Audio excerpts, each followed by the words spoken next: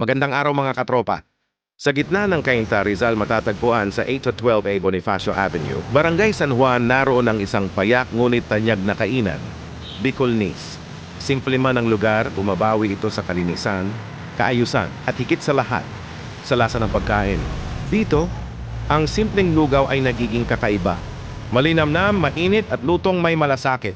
Patunay na hindi kailangan ng komplikadong sangkap para makagawa ng masarap. Kailangan lang ng tamang timpla at puso sa pagluluto. Sabi nga kung ginto ang kutsara at tinidor, tiyak na masarap ang pagkain at sa Bicolnis. Ginto na ang kubyertos, panalo pa ang lasa.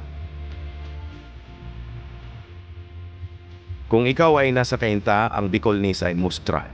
Isang mangkok ng lugaw na tiyak na makakasatisfy ng cravings at mga pagkaing pang pamilya na tunay na delightfully delicious. Dito, ang simpleng sarap ang siyang bumubuo ng di malilimutang karanasan. Open 24 hours.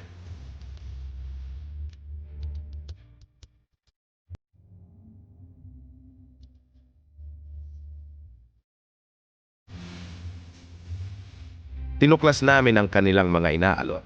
Ang exotic lugaw, ang lumpiang toge, presko at maluto, at ang iba't ibang silog meals na swak sa almusal, tanghalian o hapunan.